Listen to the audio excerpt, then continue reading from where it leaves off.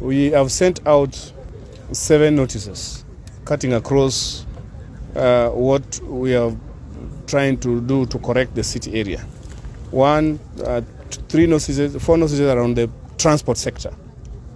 We have issued a notice that from Monday, we don't want town services to be around CBD. You will go back to the route.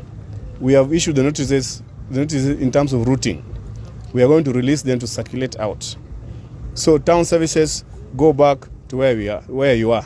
All those services you have been doing for the last 2 weeks as we pilot cannot work. Then Kamas stage has been disbanded. Trans-County and Bongama line report to Kibutko at the bus stage.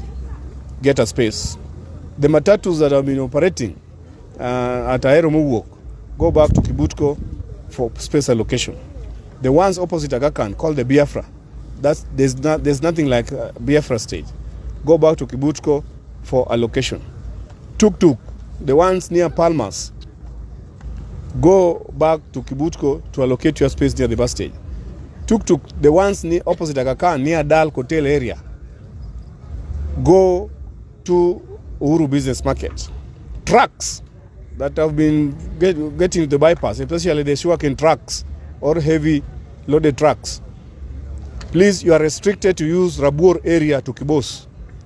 Don't show up with your truck from Monday near the bypass. You have caused a lot of more accidents. In 4 series of accidents, you have killed small children there, you have killed people with tuk-tuk, you have killed mothers there, you have killed young people. So we are not going to allow trucks to follow that route again. Use the Rabur. And you have excessively littered that street, that road. It is excessively smelling and stinking with sugarcane litters. So Rabur is your route. If you show up with that truck at that area, we'll confess your truck and you'll pay 50,000 shillings as a fine. So go back to Rabur and use Rabur Kibos Road. Now, border. We have told you to stop Mlimani, stop parking around Mlimani. You need to do drop-up. Not only Mlimani, within the estates. Park at the areas that you are designated to do. And we are restricting you to start registration. From 1st of July, we are going to restrict you.